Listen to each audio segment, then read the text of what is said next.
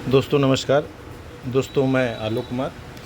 दोस्तों आज हम बात कर रहे थे योग के रिलेटेड, यानी कि राजयोग, भाग्य योग, लक्ष्मी योग। ये सब दोस्तों हर व्यक्ति के कहीं ना कहीं हाथ में पाए जाते हैं। अगर आप अपनी हथेली को ध्यान से देखेंगे तो आपको ये योग, हर किसी व्यक्ति के कोई ना कोई योग पाया जाता है। अब दोस्तों देखना आना चाहिए बस। आज हम बात कर रहे हैं दोस्तों राज राजेश्वर योग। राज राजेश्वर योग दोस्तों कहाँ होता है, इसको समझने का प्रयास करिए और बहुत ही अच्छा योग होता है दोस्तों। तो ये दोस्तों हमारा होता है सूर्य का पर्वत हमारे कहाँ होता है, ये क्षेत्र पे, ठीक है। इस क्षेत्र से यदि किसी भी जातक की यहाँ से कोई लाइन निकल के अगर सूर्य के अंदर शुक्र क्षेत्र में इंटर करती है, ये हमारा शुक्र क्षेत्र होता है, ये हमारी मस्तिष्क लाइन है और ये हमारी हृदय लाइन, ठीक है दोस्तों। और हम इस लाइन की बात कर रहे हैं, ये सूर्य, ठीक है। यदि किसी भी जातक के सूर्य पर्वत विकसित है, यानी कि ये पर्वत काफ़ी उठा हुआ होना चाहिए, ठीक है। सूर्य पर्वत उठा होना चाहिए, हथेली लंबी होनी चाहिए और इन उंगलियों के बीच में दोस्तों आपस में मिली ना हो, थोड़ा सा गैप होना चाहिए। और कनिष्ठिका उंगली और अनामिका उंगली, ये दोनों उंगलियां बराबर हों, ठीक है। तो राज राजेश्वर योग बनता है दोस्तों। ये बहुत अच्छा योग होता है, बहुत ही कम पाया जाता है, लेकिन जिस किसी जातक के हाथ में हथेली में ये होता है, वह जातक ये समझ लीजिए पूरा जीवन पूर्ण रूप से सुखी होता है, सफल जीवन व्यतीत करता है, धनवान होता है तथा मान सम्मान इनको मिलता है, ऐश्वर्य मिलता है, भोग विलास करते हैं, जीवन में किसी प्रकार की कोई भी कमी इनको नहीं होती है, हर चीज़ इनको अवेलेबल रहती है। प्रॉपर्टी, ज़मीन जायदाद, पैसा, बहुत कुछ इनको अवेलेबल होता है। यह दोस्तों राज राजेश्वर योग होता है। जिस किसी भी जातक के अगर सूर्य से निकल के कोई लाइन दोस्तों यहाँ से शुक्र में इंटर करे, बहुत ही कम लोग होता है, और ये उन दोनों उंगलियां आपस में बराबर हों, तो राज राजेश्वर योग बनता है दोस्तों। अब दोस्तों हम दूसरा योग आपको बताते हैं, राज योग, जिसमें राज योग होता है, ठीक है। तो राज योग दोस्तों कहाँ होता है, क्योंकि हमारे जो हथेली पे होते हैं 7 ग्रह, लगभग 7 पर्वत पाए जाते हैं दोस्तों। अगर इन पर्वतों में से मान लो 7 पर्वतों में से हमारा कोई एक पर्वत भी अगर अच्छा है, अच्छा का मतलब मान लेते हैं ये आपका बृहस्पति क्षेत्र है, अगर इस क्षेत्र पर हल्का सा भी इस टाइप से अगर आपका पर्वत उठा हुआ है, बलवान है, पुष्ट है, मजबूत है, लालिमा लिए हुए है, अगर ये पर्वत आपका, या शुक्र भी हो सकता है, चंद्र भी हो सकता है, बुध भी हो सकता है, शुक्र भी, सूर्य भी हो सकता है, शनि भी हो सकता है। कहने मतलब है 7 पर्वत में से कोई भी एक पर्वत दोस्तों अगर कोई भी एक पर्वत आपका बलवान, पुष्ट और लालिमा लिए युक्त है, मैं आपको बृहस्पति का इंडिकेट कर रहा हूँ, अगर इंडिकेट कोई भी पर्वत हो सकता है, मैं बृहस्पति को ही नहीं, आप कोई भी पर्वत हो सकता है दोस्तों, तो उस केस में, और ये लाइन सीधी होनी चाहिए दोस्तों थोड़ा सा, ठीक है।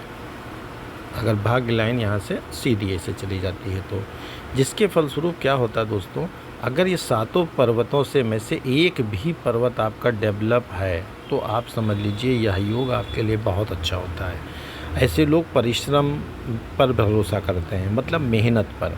ये लोग परिश्रम करके बहुत अच्छा धन अर्जित कर लेते हैं, प्लस बहुत ही उच्च अधिकारी भी, अगर ये परिश्रम करते हैं तो उच्च अधिकारी भी बनने के चांस बहुत ज़्यादा होते हैं, और धन इनके पास अंत समय तक बहुत रहता है। जीवन का हर आनंद लेने वाले लोग होते हैं ऐसे लोग। तो दोस्तों यह है राजयोग दोस्तों।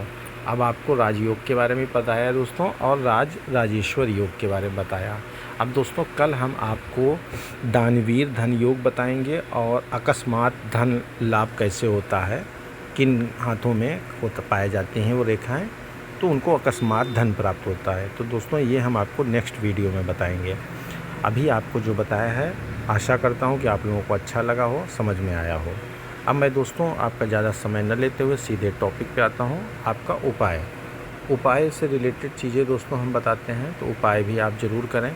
अगर किसी को किसी प्रकार की दिक्कत लगती है। तो आज उपाय हम बता रहे हैं दोस्तों पेड़ से। अगर आप दोस्तों पेड़ लगाते हैं, हरे पेड़ों का अगर आप लगाते हैं तो इससे आपका बुध बहुत अच्छा हो जाएगा, मतलब केतु आपका बहुत अच्छा हो जाएगा, प्लस माइंड आपका यानी दिमाग आपका बहुत तेज होगा यदि आप हरे पेड़ लगाते हैं तो। ठीक है दोस्तों। अगर आप गाय को एक पहली रोटी अगर आप देते हैं, जो आपके घर में पहली रोटी बनती है, अगर आप पहली रोटी गाय को दान देते हैं या खिलाते हैं, उसमें शहद लगा के खिलाएं, तो इससे आपके सारे ग्रह जितने भी आपके ये ग्रह होते हैं, आपके पर्वत होते हैं, ये दोस्तों अच्छे हो जाएंगे।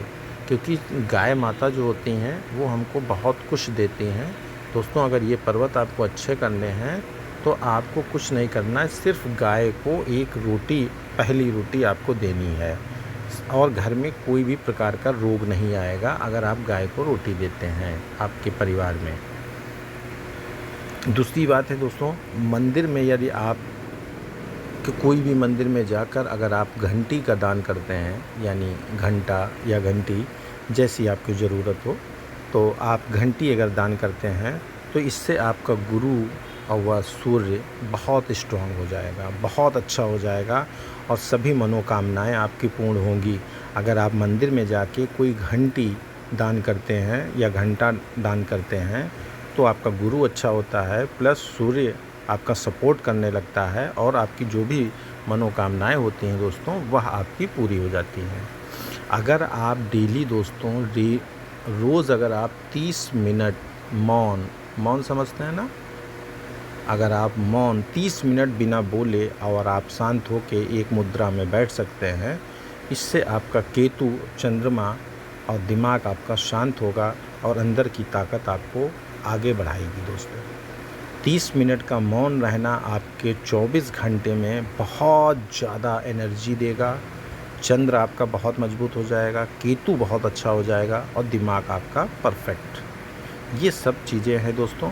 अब आपको ये चीज़ें अच्छी लगे यही आशा उम्मीद करता हूँ दोस्तों। यदि आपको किसी को भी पाम रीडिंग करानी हो तो दोस्तों इसी नंबर पर आप संपर्क कर सकते हैं। आप सभी का बहुत बहुत धन्यवाद।